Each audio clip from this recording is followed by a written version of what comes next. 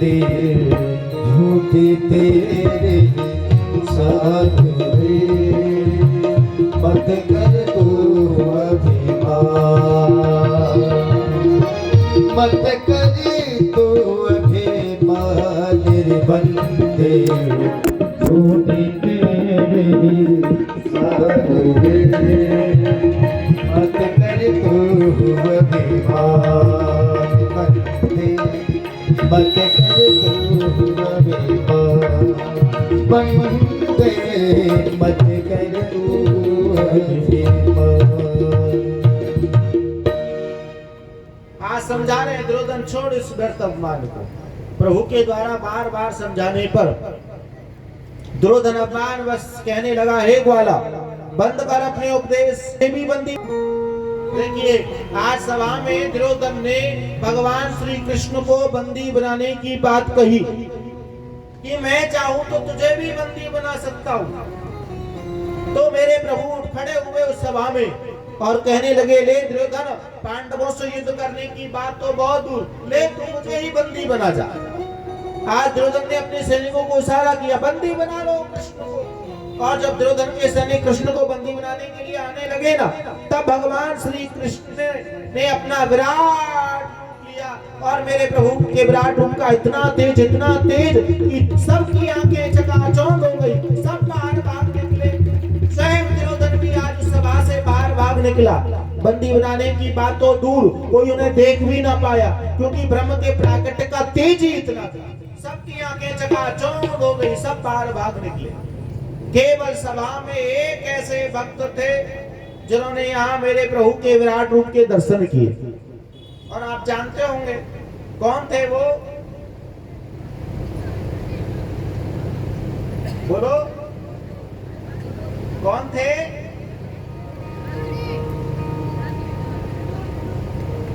महाराज विदुर।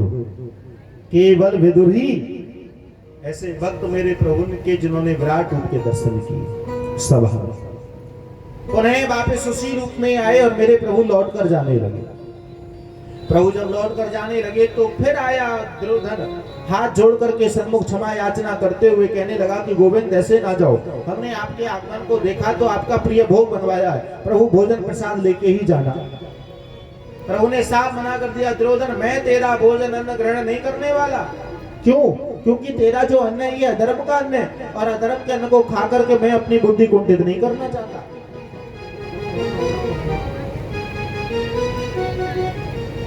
दुर्योधन हाथ जोड़ करके कहने लगा, प्रभु क्षमा बड़न को चाहिए छोटे को उत्पात, मुझसे कोई अपराध हो गया है तो आप मुझे क्षमा करें, पर ऐसा ना कहें, हमने आपके आगमन को देखा तो आपका प्रिय 56 भोग बनवाया है, प्रभु आप अपना 56 भोग का प्रसाद लेके ही जाना। प्रभु ने साफ मना कर दिया, दुर्योधन मैं तेरा भोग भोजन 56 भोग ग्रहण नहीं करने वाला, क्योंकि तेरा अधर्म का अन्न है और अधर्म के अन्न को खाकर मैं अपनी बुद्धि कुंठित नहीं करना चाहता। साफ मना कर दिया।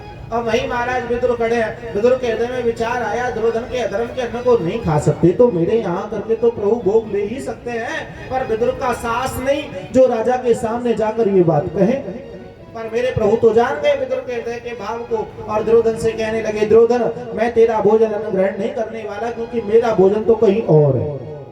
ऐसा कहे दुर्योधन के 56 भोग को छोड़ भगवान श्री कृष्ण जाने लगे महाराज विदुर के द्वारे। और यहाँ विद्रानी गृह कार्य कर स्नान कर बाहर निकली कि मेरे प्रभु द्वार पर पहुंचे, कुंडी खटखटाई। जैसे ही प्रभु ने द्वार पर जाकर कुंडी खटखटाई, विद्रानी ने जाना कि द्वारे कोई आया है और विद्रानी द्वार पर आई। जैसे ही विद्रानी द्वार पर आई और आकर के विद्रानी ने द्वार खोले तो द्वार खोलते ही सन्मुख गोविंद को अपने सन्मुख देखा और उनको देख आज विद्रानी सब सुख भूल गई और प्रभु को अपने द्वारे देख धन्य हो गई और मेरे प्रभु का गुणगान गाने लगी, क्योंकि स्वयं मेरे प्रभु विद्रानी के द्वारे चले आए। धन्य हो गई विद्रानी प्रभु को द्वारे। मैंने बांध लिया, मैंने बांध लिया, मैंने बांध लिया प्रेम वाला कंगना, मैंने बांध लिया प्रेम वाला कंगना। आओ आओ हरि आओ मेरे अंगना, आओ आओ हरि आओ मेरे अंगना। मैंने बांध लिया,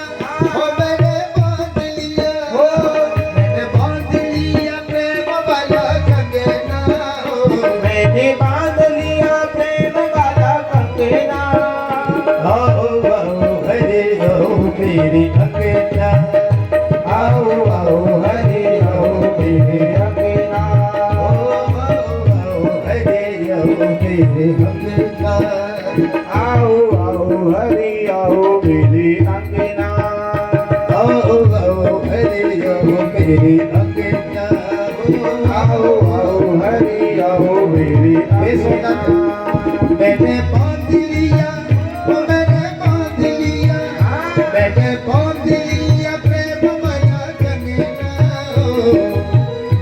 देखिए विद्रानी के द्वारे मेरे प्रभु आए, विद्रानी धन्य हो गई और प्रभु का गुणगान गाने लगी। और आपके द्वारे यदि मेरे प्रभु आए तो क्या आप ऐसे ही चुपचाप बैठे रहोगे? हाँ, ऐसे ही बैठे रहोगे चुपचाप? अरे प्रभु भागवत के रूप में आपके द्वारे आए हैं, प्रभु द्वारे आए हैं तो गोविंद के आने का, भागवत के आगमन की खुशी मनाओ, उत्सव मनाओ। हाँ, नाचो, नृत्य करो, उत्सव बनाओ। नाचो नहीं तो हाथों से ताली ही बजाओ, भाव से। मैंने बांध लिया प्रेम वाला कंगना, मैंने बांध लिया प्रेम वाला कंगना। आओ आओ हरि आओ मेरी अंगना, आओ आओ हरि आओ मेरे अंगना। जय हो।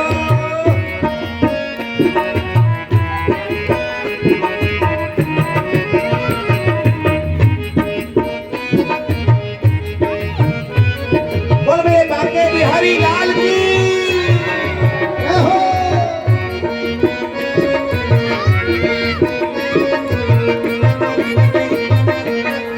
जय हो।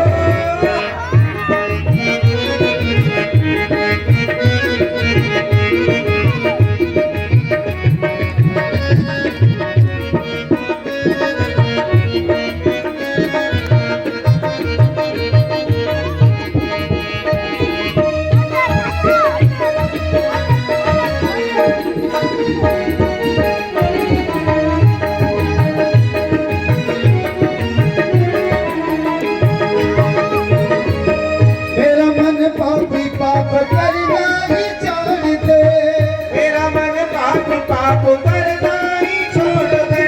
ओ मेरा मन पापी पाप करना ही छोड़ दे, मेरा मन पाप पाप करना ही छोड़ दे। दुनिया से नाता तोड़ तेरे संग जोड़ ले, दुनिया से नाता तोड़ तेरे संग जोड़ ले। ओ दुनिया से नाता तोड़ तेरे संग जोड़ ले, दुनिया से नाता तोड़ तेरे संग जोड़ ले।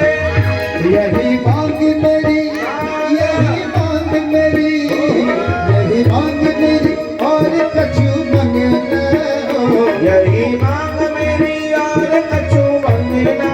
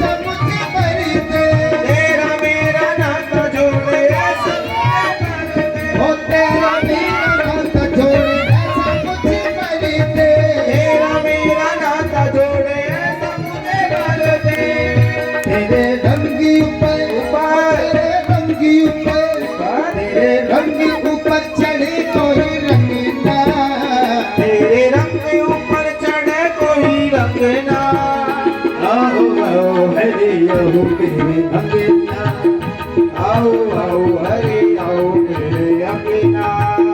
मैंने बांध लिया, मैंने बांध लिया, मैंने बांध लिया प्रेम वाला कंगना, मैंने बांध लिया प्रेम वाला कंगना। आओ आओ हरे आओ मेरे अंगना, आओ आओ हरे आओ मेरे अंगना।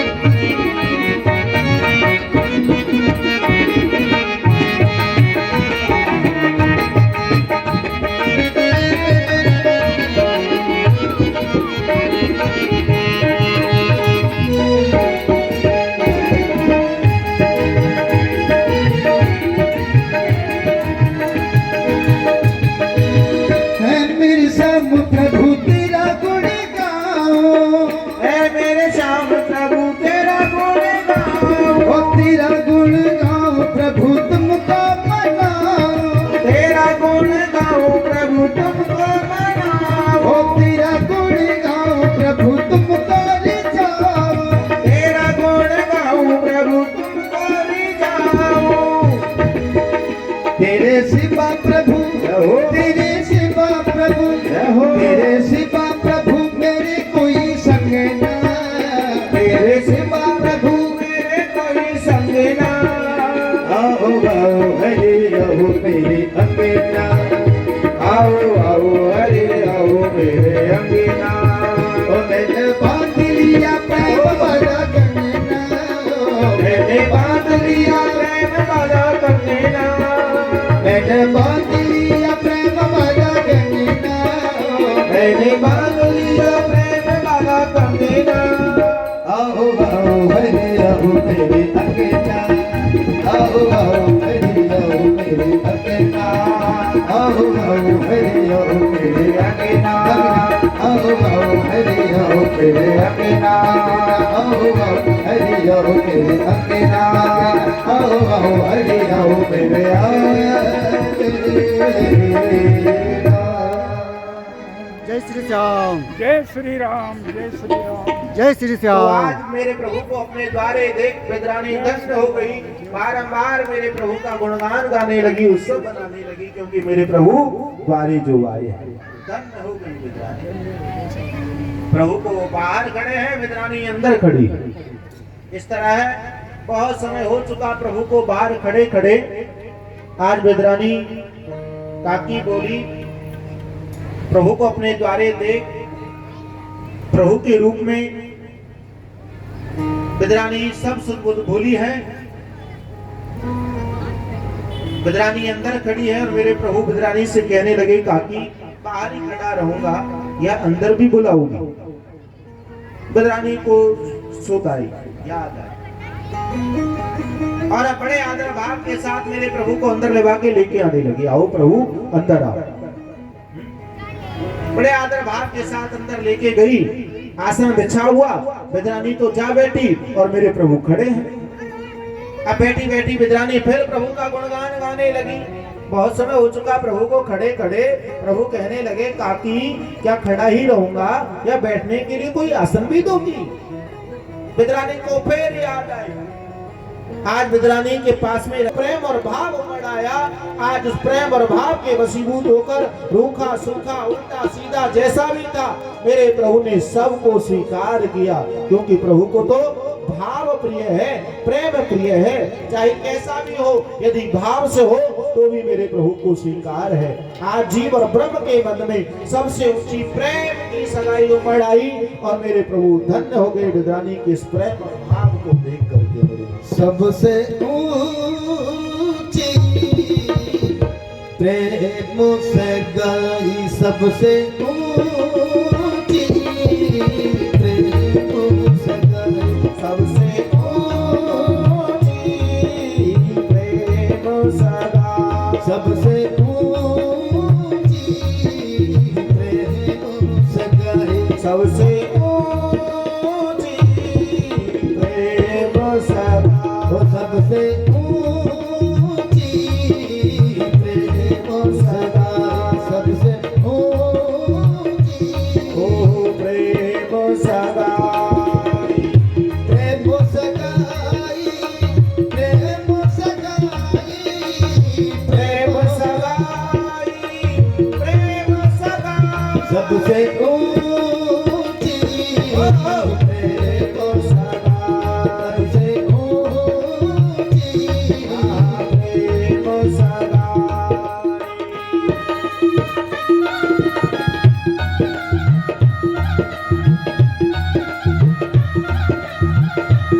जय हो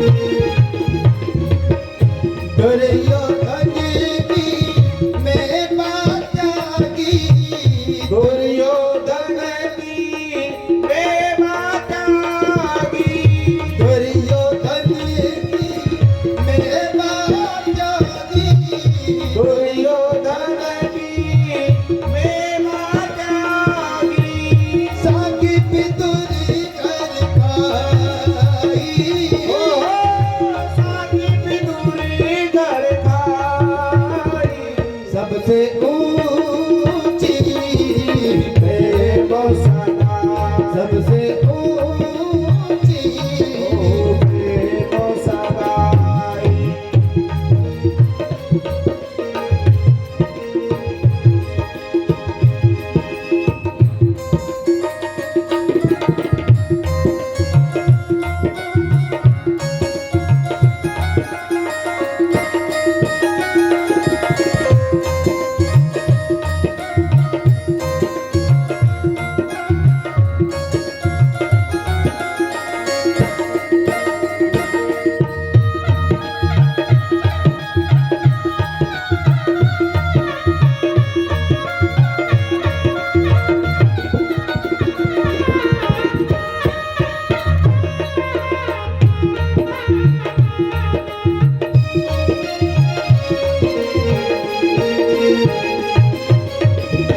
झूठे फल सबरी के खाए, झूठे फल सबरी के खाए, झूठे फल सबरी के खाए, झूठे फल सबरी के खाए, बहुविध स्वाद बताई, बहुविध स्वाद बताई, सबसे ऊंची प्रेम सगाई, सबसे ऊंची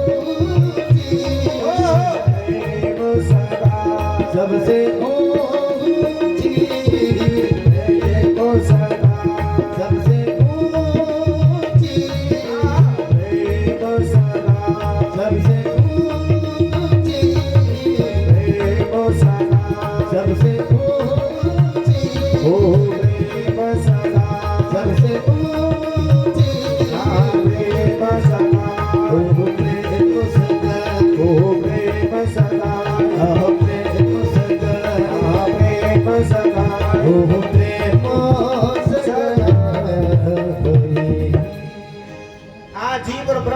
में बड़ा अद्भुत प्रेम और भाव उमड़ आया। आज इस प्रेम के वशीभूत होकर के मेरे प्रभु ने दुर्योधन के 56 भोग को छोड़ा और बिदरानी के आंसू का साग और केले के छिलके खाए। आज इस प्रेम और भाव के वशीभूत होकर आज सबरी के झूठे बेर खाए। आज इसी प्रेम और भाव के वशीभूत होकर अर्जुन के सारथी बने। केवल प्रेम और भाव को दर्शाया है इस प्रसंग में, क्योंकि मेरे प्रभु को प्रेम प्रिय, भाव प्रिय, प्रेम से हो, भाव से हो बनाया मेरे गोविंद का भी हृदय। क्योंकि भाव बिन सुनी पुकारे वो कभी सुनते नहीं।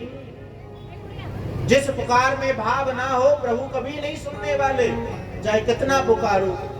और भाव से जो उन्हें पुकारे फिर प्रभु रुकते नहीं। भाव से जब उन्हें पुकारा जाता है तो प्रभु फिर देर नहीं लगाते, क्योंकि प्रभु तो भाव की सुनते हैं, प्रेम की सुनते हैं। आज बिदरानी और विदुर के जीवन को धन आंगन को पवित्र किया, धन्य बनाया भगवान श्री कृष्ण ने। और अब मेरे प्रभु के जाने का समय आ चुका है। इधर महाराज विदुर चले आए और विदुर जब लौट कर आ रहे थे तो विचार किया कि गोविंद मेरे द्वारे आए तो मैं उन्हें क्या खिलाऊंगा। ऐसा विचार करते हुए जब बाजार से निकल रहे थे तो मेरे प्रभु का प्रिय भोग माखन मिश्री और खोए के लड्डू अपने साथ लेकर के महाराज विदुर आने लगे कि गोविंद आएंगे तो प्रभु को खिलाऊंगा। पर जब विदुर पहले ही अपने घर पहुंचे तो पहले से ही भगवान श्री कृष्ण को अपने घर के आंगन में बैठा देखा। और जब उनको पहले से ही घर के आंगन में बैठा देखा, विदुर दौड़े चले आए, साष्टांग दंडवत किया, प्रभु को प्रणाम किया। धन्य हो गए विदुर प्रभु को अपने द्वारे अपने घर के आंगन में देख। पर उल्टे पीढ़े पर जब बैठा देखा तो रहा ना गया। आज विदुर ने बड़ा सुंदर पवित्र आसन लिया और उच्च आसन मेरे प्रभु को बिछाया और उस आसन पर बिठाया। प्रभु आसन ग्रहण करें। अब मेरे प्रभु ने विदुर के इस भाव को स्वीकार किया, उच्च आसन पर मेरे प्रभु बैठे। और जो माखन मिश्री खोए के लड्डू मेरे प्रभु के लिए महाराज विदुर लेके आए, आज वो भोग मेरे प्रभु के सन्मुख रखा, हाथ जोड़कर प्रार्थना की, प्रभु भोग प्रसाद ग्रहण करो। विदुर के इस भाव को मेरे प्रभु ने स्वीकार किया, माखन मिश्री और खोए के लड्डू खाए। और थोड़ा भोग लेने के बाद मेरे प्रभु बोले, काका एक बात कहूं, यदि बुरा ना मानो तो। विदुर ने कहा, कहो प्रभु, क्या कहना चाहते हो। काका जब मैं पहले आया ना तो मुझे काकी मिली, मालूम है काकी ने मुझे कहाँ बिठाया, उल्टे पीढ़े पर। और आप आए, आपने मेरे लिए इतना सुंदर पवित्र उच्च आसन दिया काका। मालूम है काका काकी ने मुझे क्या खिलाया, सूखा साग, केले के छिलके। और आप आए, आप मेरे लिए माखन मिश्री और खोए के लड्डू लेके आए काका। विदुर को लगा कि प्रभु प्रसन्न है, पर अंत में कहा प्रभु ने, काका जो आनंद, जो प्रेम, जो रस, जो स्वाद मुझे सूखा साग और केले के छिलके खाने में आया ना, वो आनंद, वो स्वाद आज आपके इस माखन मिश्री और खोए के लड्डू में नहीं आया काका, वो स्वाद नहीं। ये सुनकर विदुर हाथ जोड़कर प्रभु के सन्मुख खड़े होकर कहने लगे, क्यों प्रभु, मैं तो आपका प्रिय भोग लेके आया हूं। इसलिए प्रभु ने कहा, इसीलिए तो कि आप जब आ रहे थे तो ये सोच करके लाए कि मैं ये खाऊंगा और खुश हो जाऊंगा। काका मुझे ये दिखावा प्रिय नहीं है, मुझे तो भाव प्रिय है। चाहे रूखा सूखा कैसा भी हो, काकी का सच्चा प्रेम था, सच्चा भाव था, इसलिए मुझे वो प्रेम और भाव स्वीकार हुआ। पर आपका ये प्रेम भाव मुझे स्वीकार नहीं है काका। साफ कह दिया विदुर से। विदुर ने बारंबार प्रभु को प्रणाम किया। धन्य हो गए विदुर मेरे प्रभु का ये सानिध्य पाकर। और मेरे प्रभु विदा लेकर वापस चले पहुंचे पांडवों के पास। आज पांडवों ने पूछा, कहो गोविंद क्या कहा दुर्योधन ने। प्रभु कहने लगे, हे पांडवों क्या कहूं, मैंने बहुत समझाया दुर्योधन को, पर दुर्योधन ना माना। उसने तो हमें युद्ध के लिए ललकारा, मेरे द्वारा ज्यादा समझाने पर तो उसने मुझे ही बंदी बनाने का प्रयास किया। ये सुना पांडवों ने तो पांडव खड़े हुए और कहने लगे, क्या आपको बंदी बना? हाँ मुझे बंदी बनाना चाहा। तो पांडवों ने कहा कि अब हम युद्ध करके ही अपने राज्य को लेंगे, बिन युद्ध के राज्य नहीं लेगा। पांचों पांडव युद्ध के लिए तैयार हो गए। बस यही तो मेरे प्रभु चाहते थे। प्रभु की तो ये लीला थी पांडवों को युद्ध के लिए प्रेरित करने की। आज जब पांडव युद्ध के लिए प्रेरित हो गए तो भगवान श्री कृष्ण ने कौरव और पांडवों के मध्य में महाभारत के विशाल युद्ध की रचना कर दी मेरे भक्त। पर कृष्ण दोनों पक्षों के संबंधी है, कौरव पक्ष के भी और पांडव पक्ष के भी। प्रभु को दोनों पक्षों में रहना है, इसलिए मेरे प्रभु ने यहाँ अपने दो भाग किए। एक तरफ तो अपनी नारायणी सेना को रखा और दूसरी तरफ स्वयं भगवान कृष्ण है। और कृष्ण की प्रतिज्ञा है कि मैं जिस किसी पक्ष में रहूंगा कोई शस्त्र नहीं चलाऊंगा। दुर्योधन ने विचार किया कि जब कृष्ण युद्ध के मैदान में शस्त्र नहीं चलाएगा तो फिर कृष्ण का लाभ क्या, इससे अच्छी तो वो नारायणी सेना तो ठीक जो कम से कम युद्ध तो करेगी। आज दुर्योधन ने भगवान श्री कृष्ण की नारायणी सेना को मांग लिया और मेरे प्रभु पहुंचे हैं पांडवों के पास। पांडवों को डर था इस बात का कहीं ऐसा ना हो दुर्योधन गोविंद को मांग ले। आज गोविंद को पाकर के पांडव बड़े प्रसन्न हुए, मानो पांडवों ने युद्ध पर विजय प्राप्त कर ली हो। आज इतना सुख मिला, प्रसन्नता हुई पांडवों को गोविंद को पाकर। कृष्ण की प्रतिज्ञा तो है ही कि मैं कोई शस्त्र नहीं उठाऊंगा। इधर पितामह ने प्रतिज्ञा ली थी कि मैं कृष्ण से शस्त्र उठवा करके ही रहूंगा। संपूर्ण तैयारियां युद्ध क्षेत्र की पूर्ण हो चुकी। इधर से कौरव पक्ष चला युद्ध करने के लिए, इधर से पांडव पक्ष चला युद्ध करने के लिए। भगवान श्री कृष्ण अर्जुन के सारथी बने और ले गए अर्जुन के रथ को अग्रसर ले जाकर के युद्ध के मैदान में खड़ा कर दिया। और जब देखा अर्जुन ने कौरव सेना को जिनसे युद्ध करना है, आज उन्हें देख करके अर्जुन के हृदय में मोह जाग गया और यहाँ अर्जुन ने अपने गांडीव को रथ में डाल दिया और मेरे प्रभु से साफ मना कर दिया कि हे गोविंद मैं युद्ध नहीं कर सकता। प्रभु ने सुना, क्यों अर्जुन? अर्जुन ने कहा, प्रभु मैं जिनसे युद्ध करने के लिए आया हूं ये सब मेरे अपने हैं और अपनों से कभी युद्ध नहीं हो सकता। मैं कैसे युद्ध करूं? किन अपनों की बात कर रहे हो अर्जुन? अर्जुन ने कहा, हे गोविंद मेरे सन्मुख वृद्ध भीष्म पितामह खड़े हैं, जिन्होंने हमारी उंगली पकड़ करके हमें पामन चलना सिखाया, जिन्होंने हमें अपनी गोद में खिलाया। आज मैं उन्हीं पितामह के सन्मुख खड़ा होकर के युद्ध करूं केशव, ये कैसे हो सकता है? दूसरी तरफ गुरु द्रोणाचार्य जिन्होंने हमें धनुर्विद्या विद्या बाण चलाना सिखाया, आज मैं नहीं गुरुदेव के सन्मुख खड़ा होकर के युद्ध करूं गोविंद, ये कैसे हो सकता है? सब अपने परिवारजन, अपने सगे संबंधी, कुटुंबी, भाई बंधु हैं और अपनों से कभी युद्ध नहीं हो सकता गोविंद। साफ मना कर दिया अर्जुन ने। अर्जुन की इन बातों को सुनकर के प्रभु जान गए और अर्जुन को युद्ध क्षेत्र में श्रीमद् भगवत गीता का उपदेश दिया और गीता के उपदेश से अर्जुन के मोह, संशय और भ्रम को दूर किया। कहने लगे, हे अर्जुन जिनको तुम अपना अपना कह रहे हो ये तुम्हारा भ्रम है कि ये मेरे अपने हैं। किन अपनों की बात कर रहे हो अर्जुन? किन पितामह की बात कर रहे हो? भूल गए जब सभा में द्रौपदी को निर्वस्त्र किया जा रहा था तो द्रौपदी सबसे पहले अपनी लाज रखने हेतु पितामह की शरण में गई।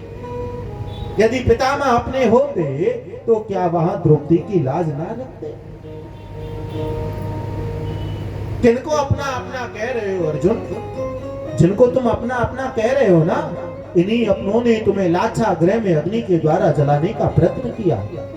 जिनको तुम अपना अपना कह रहे हो इन्हीं अपनों ने तुम्हें विष देकर के मारने का प्रयत्न किया। जिनको तुम अपना अपना कह रहे हो इन्हीं अपनों ने 5 गांव देने से इनकार कर दिया। जिनको तुम अपना अपना कह रहे हो इन्हीं अपनों ने तुम्हें 12 वर्ष का वनवास दिया। और ये अपने होते तो आज इस तरह से युद्ध के मैदान में आकर के खड़ा ना होना पड़ता। अर्जुन ये तुम्हारा भ्रम है कि ये मेरे अपने हैं। कर्मण्येवाधिकारस्ते मा फलेषु कदाचन। अर्जुन तू कर्म कर, कर्म के फल की इच्छा ना कर। इस युद्ध के पश्चात क्या परिणाम होगा ये तेरा काम नहीं, ये मेरा काम। उठ और शस्त्र उठा।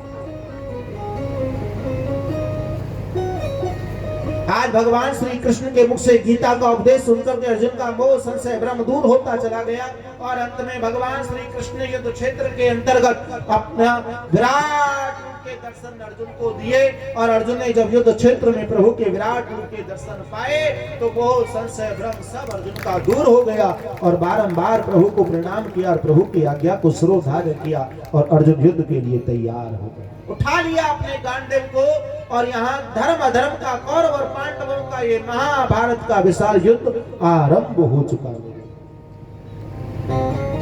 निरंतर युद्ध चलता रहा, सुबह से दोपहर, दोपहर से शाम हो गई।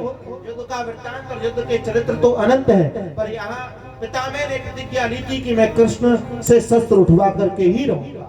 आज जब प्रथम दिवस का युद्ध संध्या का समय हुआ तो युद्ध का नियम कि संध्या होते ही युद्ध को विराम दिया जाता है। तो कौरव पक्ष अपने शिविर में चले गए, पांडव पक्ष अपने शिविर में चले गए।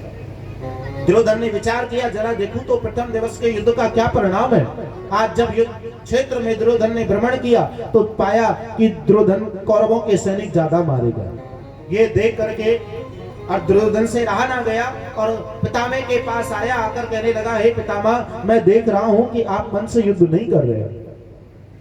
ये बात दुर्योधन ने जो पितामह से कही सत्य कही, क्योंकि पितामह शरीर से तो दुर्योधन के साथ है पर पितामह का जो मन है ना वो पांडवों में है। ऐसा क्यों प्रतीत हुआ दुर्योधन को? क्योंकि जब जब पितामह पांडवों की ओर बाणों का प्रयोग करते तब तब पितामह के बाणों से एक ही ध्वनि निकलती कि पांडुपुत्र से विजयते, पांडुपुत्र से विजयते, कि पांडवों की ही विजय हो। आज दुर्योधन को ऐसा लगा और दुर्योधन पितामह से ये बात कह रहा है कि मैं देख रहा हूं कि आप मन से युद्ध नहीं कर रहे हो पितामह। आज दुर्योधन के व्यंग वचनों को सुनकर के पितामह आवेश में आ गया और क्रोध में आकर के पितामह ने दूसरी प्रतिज्ञा और ले ली। हे दुर्योधन, मैं प्रतिज्ञा लेता हूं कि कल युद्ध के अंतर्गत अर्जुन को मार गिराऊंगा और तू अपनी पत्नी को मेरे पास भेजना, मैं उसे सौभाग्यवती होने का आशीर्वाद दूंगा, फिर तुझे युद्ध में कोई परास्त नहीं कर पाएगा। दुर्योधन, मैं वचन देता हूं। आज इतना के पितामह वहां से चले गए। सब जानते हैं गंगा पुत्र भीष्म जिनकी प्रतिज्ञा अटल है, या तो लेते नहीं और लेते हैं तो प्रतिज्ञा टलती नहीं। ये पितामह का नियम है। जिसने सुना कि पितामह ने प्रतिज्ञा ली है कि वो कल युद्ध के अंतर्गत अर्जुन को मार गिराएंगे, सबको लगा कि कल अर्जुन मारा जाएगा। सबको लगा कि कल अर्जुन मारा जाएगा। पांडवों में जब ये सूचना पहुंची तो पांडव भी बड़े चिंतित हुए, विचार करने लगे कि अर्जुन को कुछ हो, इससे तो अच्छा युद्ध को विराम दे दिया जाए। पांडव रात्रि के समय युद्ध को विराम देने की योजना बना रहे हैं, क्योंकि पितामह ने प्रतिज्ञा ही ऐसी ली। चिंतित है पांडव। नकुल, सहदेव, भीम, युधिष्ठिर सब बैठे हैं। इतने में भगवान श्री कृष्ण चले आए। जैसे ही गोविंद आए पर वहां अर्जुन को ना पा करके बोल उठे कि हे पांडवों, अर्जुन कहाँ है? तब कहा कि अर्जुन तो अपने शिविर में विश्राम कर रहा है। क्या? हाँ। आज भगवान श्री कृष्ण पांडवों को छोड़ अर्जुन के शिविर में आए, जहां अर्जुन आराम से सोए हुए थे। वहां जाकर के मेरे प्रभु ने अर्जुन को उठाया। अर्जुन उठ। जैसे ही अर्जुन उठा, प्रभु को सन्मुख देखा, मुस्कुराते हुए अर्जुन मेरे प्रभु को प्रणाम करने लगे और मेरे प्रभु कहने लगे, अर्जुन तू सो रहा है, विश्राम कर रहा है, अरे तुझे कुछ मालूम है? तब अर्जुन मुस्कुराते हुए कहने लगे कि हाँ गोविंद, मुझे मालूम है। क्या मालूम है? कि पितामह ने प्रतिज्ञा ली है कि कल युद्ध के अंतर्गत वो मुझे मार गिराएंगे। देखिए कितनी बड़ी बात है। पहली बात तो ये कि किसी को पता चले कि कल मेरी मृत्यु होने वाली है, असंभव। और यदि पता चल भी जाए तो क्या वो सो पाएगा? क्या विश्राम कर पाएगा? मृत्यु की तो बहुत बड़ी बात है। घर परिवार में जब छोटी मोटी बातें हो जाती हैं तो उन्हीं बातों को लेकर के हमारी भूख, प्यास और नींद तक उड़ जाती है। घर की पारिवारिक इन बातों को लेकर इतने चिंतित हो जाते हैं।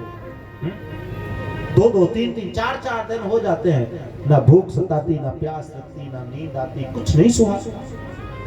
वो बात की रट लगाए रहते हैं, चिंता व्याप्त रहती है।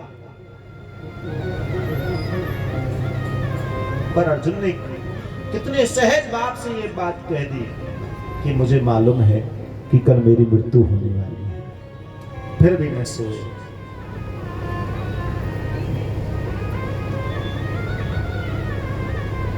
इसलिए ये विषय ही ऐसा है, अर्जुन को इस बात की तनिक भी चिंता नहीं, पर हम चिंता करते हैं। क्योंकि अर्जुन ने तो प्रभु के ऊपर छोड़ा है, पर हम कहते तो हैं भगवान के ऊपर छोड़ा है, पर छोड़ा नहीं। छोड़ते तो ये चिंता नहीं लगती जो हम करते हैं। होती है चिंता? करते हो? करते हो कि होती है? बोलो। होती है? होती नहीं है, करते करते होती चली जाती है। हाँ? आज 2 मिनट, कल 5 मिनट, फिर 10 मिनट, टाइम बढ़ता गया। नौबत ऐसी आती है कि फिर रात की नींद भी उड़ जाती है। हाँ? थोड़ी सी लगी, बढ़ती गई।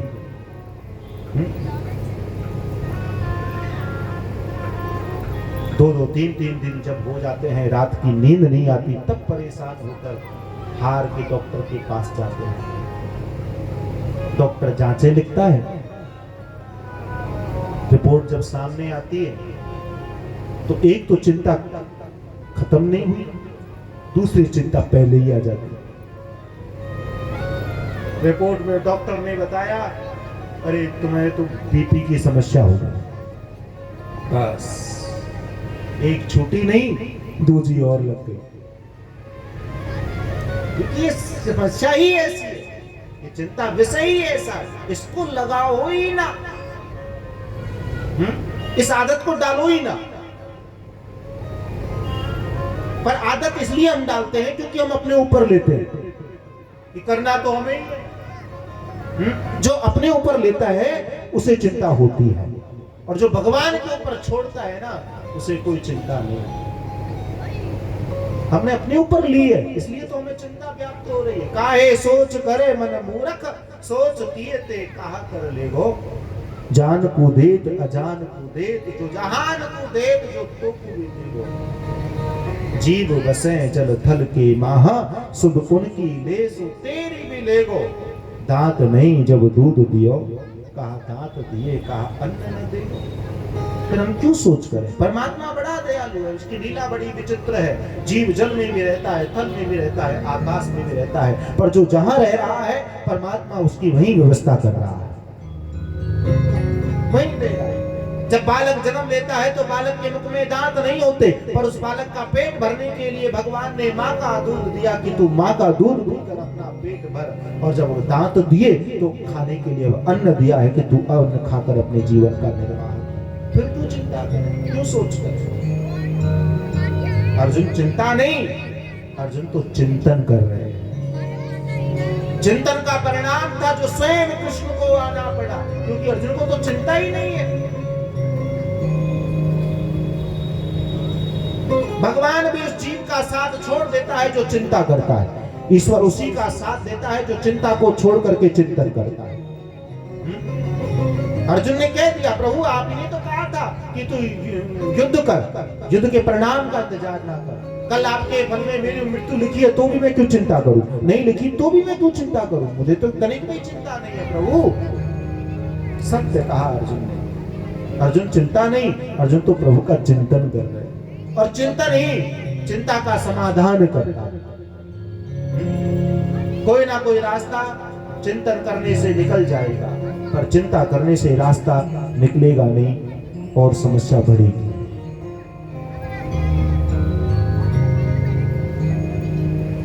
अब तो भगवान को चिंता हो गई। हाँ? भगवान सबको चिंता देते हैं, पर आज अर्जुन ने भगवान को ही चिंता दी। अब तो मेरे ऊपर आ गई सारी बारी। अब विचार अर्जुन को छोड़ विचार करने लगे कैसे अर्जुन के मृत्यु के विधान को टाला जाए। आज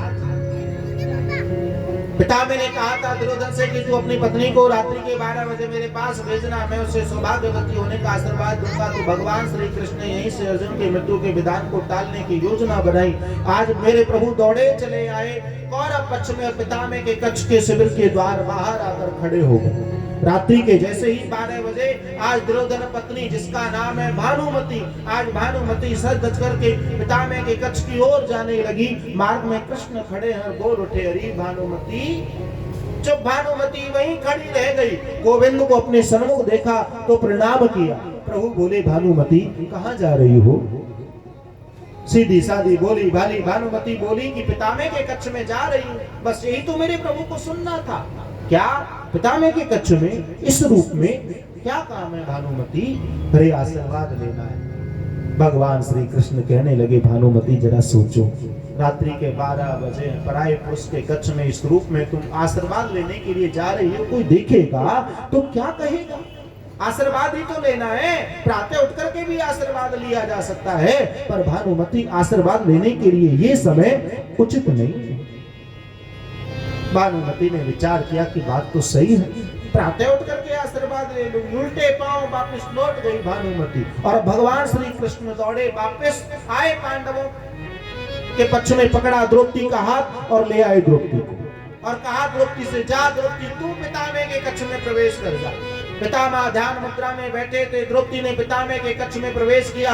द्रौपदी के पांवों में पाजे बंधी, इन पाजेबों की ध्वनि पितामह के कानों में सुनाई पड़ी तो पितामह को लगा कि दुर्योधन पत्नी आ गई। ऐसा जान करके अखंड सौभाग्यवती भवा पुत्री ये आशीर्वाद दिया। जैसे ही आशीर्वाद दिया तो द्रौपदी हाथ जोड़कर कहने लगी कि हे पितामह, इतना और बता दो कि आप अपनी प्रतिज्ञा को निभाओगे या आशीर्वाद को? पितामह ने नेत्र खोल कर देखा, द्रौपदी तू यहाँ कैसे? जान गए कि कृष्ण के अलावा इस काम को कोई और नहीं कर सकता। तो पितामह ने प्रभु इच्छा में अपनी इच्छा को मिला दिया। कहने लगे, सुनो द्रौपदी, जो मैंने प्रतिज्ञा ली है क्रोध आवेश में आकर ली, और जो आशीर्वाद दिया हृदय और भाव से दिया। पुत्री, क्रोध आवेश में ली हुई प्रतिज्ञा एक घड़ी के लिए टल जाएगी, पर हृदय और भाव से दिया हुआ आशीर्वाद पुत्री कभी नहीं टलेगा। जातु अखंड सौभाग्यवती रहेगी। आज इस तरह पितामह ने द्रौपदी को आशीर्वाद दिया और वापिस लौट कर चले जाते। मेरे प्रभु ने इस तरह अर्जुन के मृत्यु के विधान को टाला और प्रातः फिर दोनों पक्ष युद्ध के लिए कौरव और पांडवों का महाभारत का युद्ध आरंभ हुआ। जिस युद्ध क्षेत्र में अर्जुन और पितामह का सामना हुआ, पितामह अर्जुन की ओर बाणों का प्रयोग किए जा रहे हैं। अर्जुन आज पितामह के बाणों से अर्जुन का हाथों से गांडीव नीचे छूटकर धरा पर गिर पड़ा और अर्जुन मूर्छित होकर के रथ में गिर पड़े। ये देख करके भगवान श्री कृष्ण से रहा ना गया कि यदि अर्जुन को कुछ हो गया तो मेरी लीला अधूरी रह जाएगी। आज मेरे प्रभु कूद पड़े रथ से, रथ का पहिया लिया और पितामह की ओर दौड़ पड़े हैं। तब पितामह ने अपने शस्त्रों को नीचे डाल दिया और हाथ जोड़कर कहने लगे कि हे गोविंद, आपने प्रतिज्ञा ली थी कि मैं कोई शस्त्र नहीं उठाऊंगा और मैंने प्रतिज्ञा ली थी कि मैं आपसे शस्त्र उठवा कर रहूंगा। आपकी प्रतिज्ञा टल गई और प्रभु मेरी प्रतिज्ञा अटल रही। तब भगवान श्री कृष्ण पितामह से कहने लगे कि हे पितामह, जरा ये तो बताओ, यदि मैं अपनी प्रतिज्ञा को ना टालता तो तुम्हारी प्रतिज्ञा का क्या होता? चाहे मेरी प्रतिज्ञा टल जाए, पर मेरे भक्त की प्रतिज्ञा, मेरे भक्त का मान नहीं जाना चाहिए। प्रभु ने बदल दिया अपना नियम केवल भक्त प्रेम के कारण। प्रबल प्रेम के पाले पड़ कर, भक्त प्रेम के पाले पड़ कर, प्रभु को नियम बदलते देखा। प्रभु को नियम बदलते देखो, प्रभु को नियम बदलते देखा। प्रभु को नियम बदलते देखा। अपना मानो भले टल जाए, अपना मानो भले टल जाए, अपना मानो भले टल जाए, अपना मानो भले टल जाए। भक्त का मान न टलते देखा, भक्त का मान न टलते देखो, भक्त का मान न टलते देखा, भक्त का मान न टलते देखा। अपने नियम को केवल भक्त प्रेम के पाले पड़ गए। धन्य हो गए विदुर गोविंद की ये बात सुन करके। और यहाँ इस तरह युद्ध क्षेत्र में भगवान श्री कृष्ण ने अनेकों बार पांडवों का साथ दिया और युद्ध को विजय की ओर लेके जा रहे हैं और अधर्मी कौरव परास्त हो रहे हैं। युद्ध का वृत्तांत और चरित्र अनंत है, परिणाम सब जानते हैं। धर्म की रक्षा के लिए मेरे प्रभु ने हर लीला में भाग लिया और पांडवों का साथ देते हुए युद्ध को विजय की ओर लेके जाने लगे। अभिमन्यु युद्ध में मारा गया, फिर भी पांडवों की विजय निश्चित और परिणाम सब जानते हैं। भीम के द्वारा दुर्योधन की जंगाओं को तोड़ दिया गया और परास्त हुए और पांडवों ने युद्ध पर विजय प्राप्त की। और जब पांडवों ने युद्ध पर विजय प्राप्त की तो दुर्योधन मृत्यु की सैया पर पड़ा है, पर दुर्योधन का एक परम मित्र है अश्वत्थामा, द्रोण पुत्र अश्वत्थामा। आज अश्वत्थामा ने जब अपने मित्र की ये दशा देखी तो प्रतिज्ञा ली कि जिन पांडवों ने मेरे मित्र की ये दशा की है, मैं प्रतिज्ञा लेता हूं कि पांडवों का वंश नाश कर दूंगा। ऐसी प्रतिज्ञा ले अश्वत्थामा छल से पांडवों को मारने के लिए आने लगा। रात्रि का समय भगवान श्री कृष्ण ये सब जान रहे थे, इसलिए पांडवों को गंगा स्नान करने के लिए ले गए। और इधर रात्रि के समय अश्वत्थामा ने पांडवों के शिविर में प्रवेश किया। जहां पांडव सोते थे आज वहां पांडव नहीं, पर पांडवों के पांचों पुत्र पंच पांडव वहां लेते हैं। और पांडव जान करके अश्वत्थामा ने आज निरपराध बालकों की हत्या कर दी, आज उनका वध कर दिया। उनका वध करके अश्वत्थामा को लगा कि मैंने पांडवों का वध कर दिया, पर वो पांडव नहीं थे, वो पंच पांडव थे। आज दुर्योधन को विश्वास ना हुआ और दुर्योधन जान गए कि अश्वत्थामा ने पंच पांडवों का वध किया है। और इधर प्रातः जब सूर्य उदय हुआ, गंगा स्नान कर पांचों पांडव और द्रौपदी वापस लौटे तो द्रौपदी के द्वारे शिविर के द्वारे आज द्रौपदी ने रक्त बहता देखा। रक्त बहता देख करके द्रौपदी को शंका हुई और दौड़ी। जहां द्रौपदी के पांचों पुत्र सोए हुए थे, आज वहां आकर के द्रौपदी ने अपने पांचों पुत्रों की हत्या को हुआ देखा। और पुत्रों की हत्या को हुआ देख करके आज द्रौपदी से रहा ना गया। आज मां का हृदय, द्रौपदी का हृदय विलाप करने लगा। वो हत्यारे को कोसने लगी जिसने द्रौपदी के सोते हुए निरपराध बालकों का वध किया। कौन है वो दुष्ट, कौन है वो पापी जिसने मेरे सोते हुए निरपराध बालकों का वध किया? जिसने भी अपराध किया है अच्छा नहीं किया। क्या मिला उसे मेरे पांचों पुत्रों का वध करके? यदि शक्ति का परिचय करना था तो आकर के पांडवों से युद्ध करता तो शक्ति का परिचय होता। सोते हुए निरपराध बालकों का वध करके वो अपने आप को कितना बड़ा शक्तिशाली समझ बैठा। आज इस तरह द्रौपदी विलाप कर रही है और पांडवों से द्रौपदी का युद्ध देखा ना गया। और यहाँ अर्जुन को सूचना मिली कि रात्रि के समय अश्वत्थामा यहाँ आया था। तब अर्जुन अश्वत्थामा को ढूंढने के लिए निकल पड़ते हैं। मार्ग में अश्वत्थामा मिला, अर्जुन को आते देख करके अश्वत्थामा वहां से भागने लगा। तब अर्जुन जान गए कि यही वो पापी है जिसने द्रौपदी के सोते हुए पंच पांडवों का वध किया है। तब अर्जुन ने चारों तरफ से जाकर के अश्वत्थामा को घेर लिया।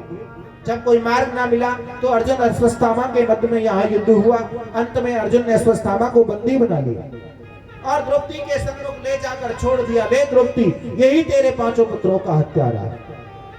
आज द्रौपदी ने जब पांचों पुत्रों के हत्यारे को देखा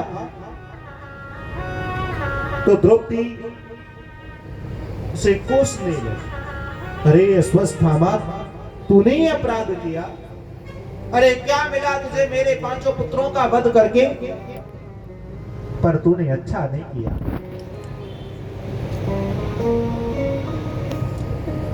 ब्राह्मण होकर के भी तूने ऐसा जघन्य अपराध किया। यदि शक्ति का परिचय करना था तो आकर पांडवों से युद्ध करता। सोते हुए बालकों का वध करके तू अपने आप को कितना बड़ा शक्तिशाली समझ बैठा। अश्वत्थामा, इसका प्रायश्चित तुझे करना। आज द्रौपदी अश्वत्थामा को कोस रही है और ये सब बातें कह रही है। भीम गदा लेके चढ़ बैठा, ठहर द्रौपदी, मैं अभी इसका वध किए देता हूं। द्रौपदी ने भीम को रोका, ठहरो भीम, तुम इसका वध ना करो। देखिए उस मां के हृदय को, जिस हत्यारे ने द्रौपदी के सोते हुए पांचों पुत्रों का वध किया, आज वो मां अपने पांचों पुत्रों के हत्यारे को जीवन दान दे रही है। ठहरो भीम, तुम इसका वध ना करो। ये पापी है, ब्राह्मण है, तू इसका वध करेगा तुझे ब्रह्म वध का श्राप लगेगा, तू कभी मुक्त ना हो पाएगा। भी मेरे पास थे जो चले गए, लौट कर नहीं आने वाले। पर जब माँ को पुत्र वध की सूचना मिलती है ना, तो उस माँ के हृदय को कितना दुख पहुंचता है भीम, ये तू नहीं जानता, ये मैं जानती हूँ। पर ये उस माँ का अकेला पुत्र है, तो इसका वध करेगा, इसके वध की सूचना इसकी माँ को मालूम होगी, और उस माँ के हृदय को कितना दुख पहुंचेगा। इसलिए मैं उस माँ के हृदय को दुख नहीं पहुंचाना चाहती। ठहरो, छोड़ दो इसे। भगवान श्री कृष्ण की आज्ञा अनुसार अश्वत्थामा का मान मर्दन किया, उसके मस्तक से हेंकार मणि को निकाल लिया, श्रीहीन किया उसे और छोड़ दिया। अश्वत्थामा लौट कर जाने लगा। सामने से आज उत्तरा का आना हुआ। अभिमन्यु जो युद्ध में मारा गया, पंच पांडव भी मारे गए। अब पांडवों के वंश में कोई ना रहा जो उनके वंश को चला सके। पर अभिमन्यु की पत्नी है उत्तरा, जो गर्भस्थ है, जिसके गर्भ में पांडवों का आखिरी अंश पल रहा है। आज अश्वत्थामा की दृष्टि उत्तरा के गर्भ पर पड़ी। जाना कि ये पांडवों का आखिरी अंश है, और मैंने प्रतिज्ञा ली है कि पांडवों का समूल वंश नाश कर दूंगा। भूल गया अश्वत्थामा कि जिन पांडवों ने मुझे जीवन दान दिया, आज फिर वही अपराध दोहराने के लिए जा रहा है। उत्तरा के गर्भ का नाश करने के लिए अश्वत्थामा ने बाण का संधान किया, और जब बाण का संधान किया तो अपनी ओर बाण को आते देख करके उत्तरा भयभीत हुई और भगवान श्री कृष्ण को याद किया। पाही पाही महायोगिन देव देव जगतपते, मेरे गोविंद को प्रभु को पुकारा, और उत्तरा की पुकार मेरे प्रभु ने सुनी और वही प्रकट हो जाते हैं मेरे भक्त। आज उत्तरा की पुकार को सुन प्रभु वही प्रकट हो गए। उत्तरा से भाव मांगा और उत्तरा के गर्भ में प्रवेश कर गए। गर्भ में प्रवेश करके सुदर्शन चक्र के द्वारा अश्वत्थामा के उस बाण का खंडन किया, और स्वयं भगवान श्री कृष्ण ने उत्तरा के गर्भ के प्राणों की रक्षा की। स्वयं भगवान श्री कृष्ण ने आज उत्तरा के गर्भ के प्राणों की रक्षा की। ये लीला कोई जान और समझ ही ना पाया मेरे भक्तों। इस तरह मेरे प्रभु ने पांडवों के वंश की रक्षा की। और समय आने पर आज उत्तरा ने उस पुत्र को जन्मा, और जब उत्तरा के द्वारा पुत्र जन्मा तो पौत्र जन्म की सूचना पांडवों को मिली। पांडव बड़े प्रसन्न हुए। अब तक तो पांडवों को अभिमन्यु और पंच पांडवों के वध का शोक व्याप्त था, पर आज पौत्र जन्म की सूचना पाकर पांडव बड़े प्रसन्न हुए, और वंश को चलाने वाला हमारा पौत्र आ चुका, तो पांडवों का वो शोक खत्म हो गया। पौत्र जन्म की सूचना पाकर बड़े प्रसन्न होते हैं, साधु संतों को आमंत्रित करते हैं। पर यहाँ जब बालक जन्म लेता है ना, तो जन्म लेते ही बालक रोता है, पर यहाँ वो बालक रोया नहीं। जन्म लेते ही चारों दिशाओं में किसे ढूंढ रहा है, और उसे ना पाकर के वे व्याकुल है। जिसके उसने गर्भ में दर्शन किए, बाहर आकर के उन्हें ढूंढ रहा है, और उन्हें ना पाकर के वे व्याकुल है।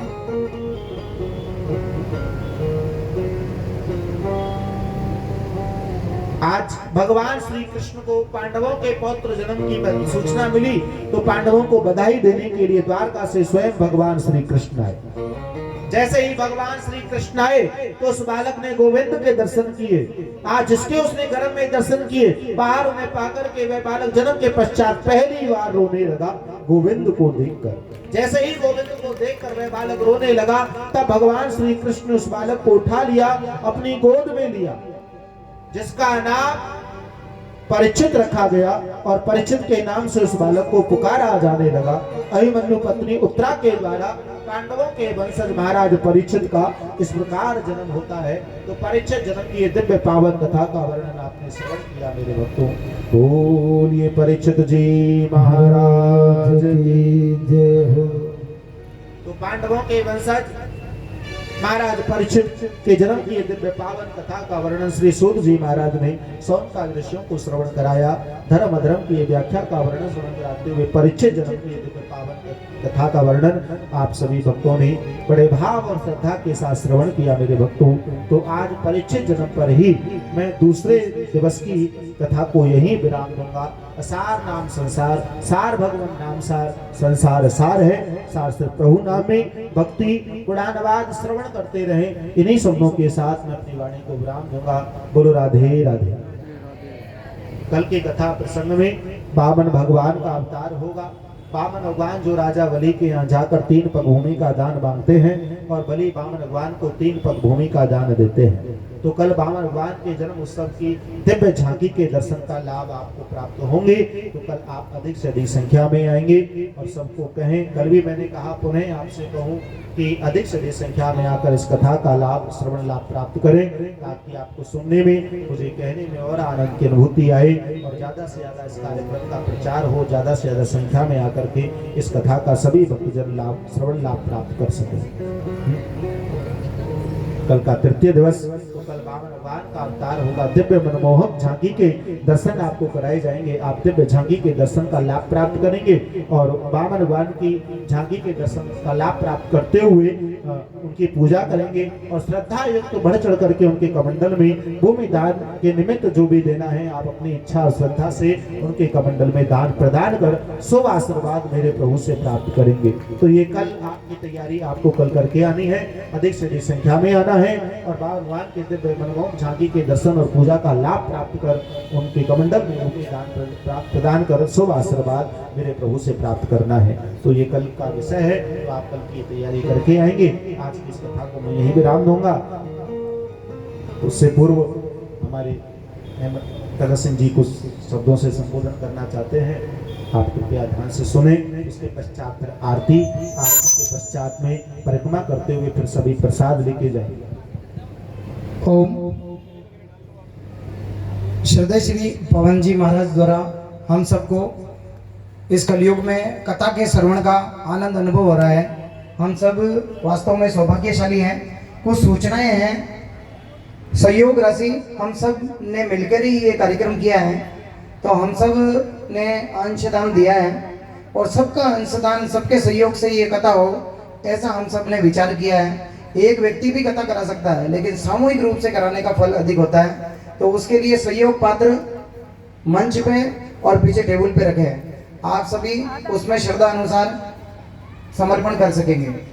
मुख्य द्वार के पास ही टेबल लगी है, वहाँ रसीद की व्यवस्था है। कथा के निमित्त श्री कृष्ण जन्माष्टमी महोत्सव बड़ा कार्यक्रम होने वाला, भव्य दिव्य कार्यक्रम होने वाला है। 7 बजे से रात्रि 12 सवा 12 तक बहुत ही दिव्य कार्यक्रम हो रहा है। उस दिव्य कार्यक्रम के निमित्त ही भगवान श्री कृष्ण के लिए जन्माष्टमी के इस पावन पर्व पर भी आप 7 तारीख को होने वाले कार्यक्रम में आप रसीद कटा सकेंगे। प्रसाद व्यवस्था प्रतिदिन लगभग 1500 रुपये का प्रसाद का बजट लिया है। आप में से कोई भी प्रतिदिन की प्रसाद यदि देना चाहता है अपनी तरफ से, तो 1100 रुपये की रसीद कटाकर उस प्रसाद के मद लिखा हुआ है उसमें, तो प्रसाद के मद में 1100 रुपये की रसीद अपनी अपनी तरफ से कटवा सकेंगे। जल व्यवस्था भी है, 20 कैंपर है। जल व्यवस्था में भी कोई सहयोग, क्योंकि किसी ने कहा है कि हम सबको भी सहयोग का अवसर दो, तो जल व्यवस्था भी प्रतिदिन 20 कैंपर आते हैं। 1 दिन का अथवा 2 दिन का आप सहयोग देकर 400 रुपये देकर जल व्यवस्था में भी अपना सहयोग दे सकते हैं। इसी प्रकार महाराज जी जो वृंदावन से बता रहे हैं, आपको पता है ये वृंदावन जो भूमि का टुकड़ा नहीं होकर स्वर्ग का ही है, तो वहां से पधारना और उनके दर्शन करना सभी वृंदावन वासियों के लिए ये दुर्लभ है। और हम सबका सौभाग्य है कि जिसको कहता है ना घर बैठे गंगा ही, वही विषय है। तो हम सबके सम्मुख उपस्थित है, इनके मुखारबिंद से हमें कथा श्रवण का आनंद अनुभव हो रहा है और ये हमारे सबके लिए सौभाग्य का विषय है। इनकी भोजन व्यवस्था, वैसे तो भोजन पालक इनके साथ हैं, लेकिन सबकी इच्छा थी कि सबका बस्ती में इनका भोजन हो। बस्ती माता है, जैसे हम सुबह शाम भोजन करते हैं, ये अतिथि देवो भव है। तो हम सब, ये तो एक तरह से कथावाचक है, तो इनसे तो बढ़ाकर क्या हो सकता है। इस दृष्टि से सब इनका भोजन तय है। कुछ भोजन जैसे इन 7 दिन का अल्पाहार